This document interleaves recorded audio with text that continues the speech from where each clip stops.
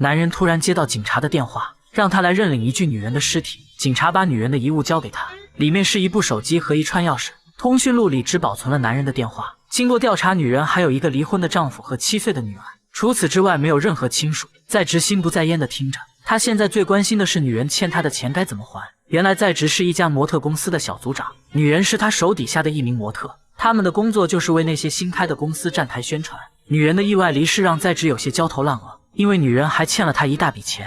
他让手下的模特把女人去世的消息发布出去，本想看看有什么人能来帮女人偿还一下债务，可等了半天却一个电话也没有。无奈在职只好顺着警察提供的地址找到女人家里，看能不能找到一些值钱的东西抵债。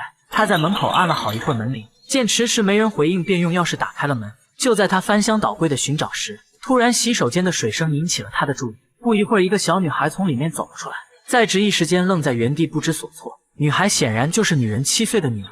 面对家里闯入陌生人，女孩竟视而不见。她自顾自地拿着一块面包来到桌子下面，面包已经发霉，可她还是津津有味地吃了起来。在职告诉她自己是妈妈的同事，并问她家里值钱的东西在哪里，可她说了半天，女孩却无动于衷。在职用手在她眼前挥舞，却引不起女孩丝毫的注意。他这才发现女孩不仅听不见也看不见，一无所获的在职给女孩父亲打去电话，可对方却不耐烦地说他们早就离婚了，然后就挂断了电话。郁闷的在职独自在阳台抽起了烟。这时女孩闻到了烟味，她以为是妈妈回来了，于是拍打着地板让妈妈赶紧过来。在职小心翼翼地靠近，女孩竟一把抱住了她。可当她摸到在职的脸时，突然害怕地往后躲了起来。她这才发现对方不是自己的妈妈。女孩的叫声引来了房东，还没等在职开口，房东就把他当作女孩的父亲一顿臭骂，责骂他是个不称职的父亲，这么久都不来看看自己的女儿。在职从房东口中得知女孩的名字叫小慧，他们租的房子下个月就要到期，如果不愿意继续住的话，就把押金退给他。当得知押金高达8万美金时，在职心里顿时萌生了一个想法，他决定再等1个月，拿到女人的押金抵消欠款。于是他谎称自己是小慧的父亲，还把女人去世的消息告诉了房东，说等房租到期后他们就会搬走。房东对女人的死感到很遗憾。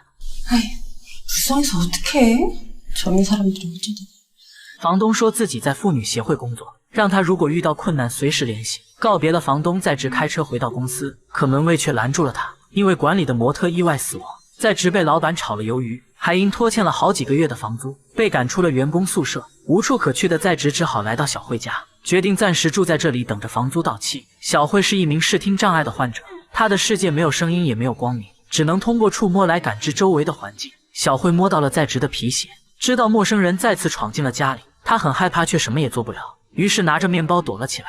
虽然在职是为了钱才来到这里，可看到小慧一直吃发霉的面包，他又于心不忍，于是他买来2份炸酱面，并把其中1份递到小慧面前。炸酱面很香，小慧拿起来闻了闻，虽然馋得直流口水，但她最后又把面放回了碗里，因为妈妈曾告诉她不能吃陌生人给的东西。于是她又拿起面包躲了起来。为了打消小慧的顾虑，在职把自己的皮鞋藏了起来，又扔掉了桌子上发霉的面包。小慧发现在职的皮鞋不见后，脸上瞬间露出了笑容。在职静静地在一旁观察，本以为这样小慧就会去吃炸酱面，可小慧最后还是选择伸手去拿面包。当她发现桌子上的面包不见时，突然惊慌失措地大喊大叫起来。在职见状，急忙把炸酱面递给她，却被她一把打翻在地。小慧不停哭喊着躲进了桌子下面。在职只好外出买回一大袋面包，可小慧拿起面包却又改变了想法。她来到在职面前，双手抓住炸酱面就吃了起来，这让一旁的在职满脸无奈。此后小慧放下了对在职的戒备，她似乎明白这个陌生男人对她并无恶意。在职不知道该怎么照顾小朋友，他找来房东帮小慧洗澡。小慧调皮的把她的剃须膏乱涂乱画，晚上打雷的时候他会来到在职身边，挨着她一起入睡，有时他也会忍不住偷偷哭泣，似乎他知道妈妈不会再回来了。在职也会像一个爸爸一样，在小慧半夜生病的时候背着她去看病。在职越发开始对小慧关心，而小慧也对他越来越依赖。为了让小慧长大后能自己照顾自己，这天在职带小慧来视听患者学校上课，希望她能学到一些有用的知识。这里的孩子有的是听觉障碍，有的是视觉障碍，聋哑人可以依靠眼睛来辅助学习，盲人学习可以依靠耳朵来辅助。可小慧却是视听同时患有障碍，因为无法感知外界的环境，小慧常常会在课堂上大喊大叫，扰乱老师的教学秩序。她这种情况老师也不知该怎么教她。最后在职只好带小慧回家，他买来一些识字玩具，耐心的在小慧手上教她识字。小慧很聪明，很快就学会了自己的名字和最爱吃的面包。时间一天天的过去，在直本以为可以顺利拿到房子的押金，可这天银行的工作人员突然到访。原来小慧的妈妈生前在银行有一笔贷款没有结清，银行这次来查封了家里的所有财产，就连房子的押金也被一起冻结了。这让本就不富裕的在职更是雪上加霜。在职这些年混得并不好，曾经的小弟接管了他的职位，他让在职赶紧还掉公司的欠债。小弟让他清醒一点，别整天稀里糊涂的活着，30好几了还一事无成。面对小弟的嘲讽，在职也只能选择忍气吞声。晚上在职翻看小慧妈妈的手机，发现她曾经借给乡下的阿姨3万美金，于是他决定带小慧一起去乡下寻找。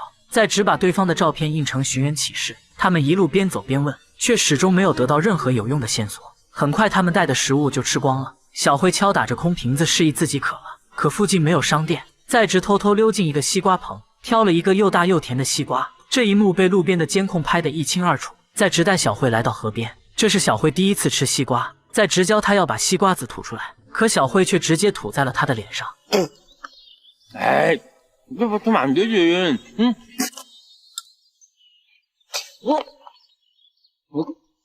맛있어？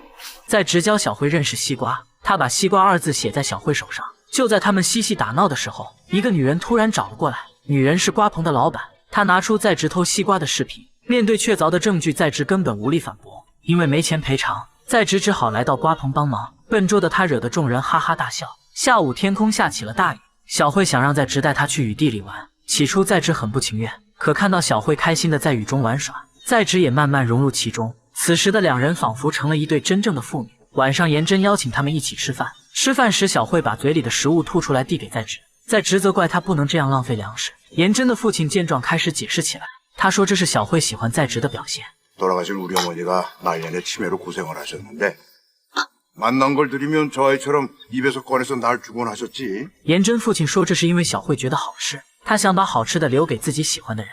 在职听后有些动容，一开始他只是为了押金谎称是小慧的父亲，可渐渐相处下来，他已经把小慧当成了自己的亲人。在职拜托颜真帮忙寻找他们要找的人，很快颜真就打听到了消息，原来他们要找的阿姨其实是个骗子，他骗了很多人的钱，如今早已不知去向。得知真相的在职并没有决定回去，他觉得留在这里生活也挺好，于是他找到颜真询问还缺不缺工人。颜真似乎对他很有好感，不仅爽快答应让他留下工作，还给他腾出了一间屋子居住。颜真的外甥送给小慧几只小鸡，小慧第一次体会到生命在指尖跳动的感觉。在职教小慧认识小鸡，把小鸡写在她的手上。接下来的日子，在职陪着小慧一起在田间玩耍，他们一起感受大自然，一起触碰树上的柿子，抚摸泥土和沙子。颜真也非常喜欢小慧，他会拍下他们一起玩耍的视频上传到网上，三人有说有笑，俨然一副一家3口的模样。颜真还给小慧做了新衣服，上面是他亲手缝制的西瓜图案。虽然小慧听不见也看不见，但她却能深深感受到这份爱意。本以为日子会这样一直幸福的过下去，可很快曾经的小弟就找了过来。原来他们看到了颜真发在网上的视频，因为无力偿还老板的债务，小弟狠狠揍了在职一顿，并开走了他的车进行抵债。晚上小慧察觉到在职受了伤，她轻轻吹着伤口帮他缓解疼痛。这一刻在职再也忍不住流下了泪水，他用小慧的手指摸了摸眼角的眼泪，然后在小慧手上写下眼泪2字，告诉她自己此时此刻很难过。在职不想让小慧跟着自己受苦，于是他再次联系了小慧的亲生父亲，可对方说什么也不肯带小慧走，因为他已经有了新的家庭和孩子。分别时男人想要抚摸小慧，可小慧却害怕的躲开了。她对男人没有丝毫感情而言，仿佛在职才是自己的亲生父亲。在职最后把小慧带到了孤儿院。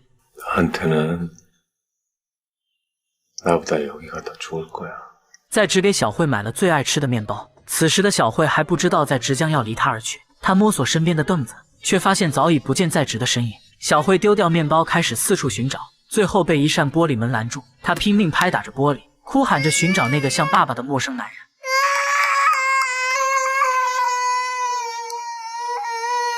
看到小慧哭得如此撕心裂肺，在职最终还是忍不住打开了门。他蹲下身子抚摸小慧的脸颊，帮她擦去脸上的泪水。小慧在他手上写下了眼泪2字，表示自己此刻很难过。接着他又写下了爸爸2字。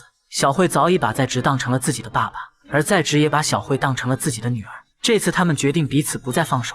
这是一部关于残障人士的电影，他们一出生就失去听力、视力和语言能力，这样的人生仅是想象就让人绝望。他们应该得到大家更多的关注。影片最后是个开放式的结局，但我相信在职一定会带着小慧重新回到乡下，过着平淡且幸福的生活。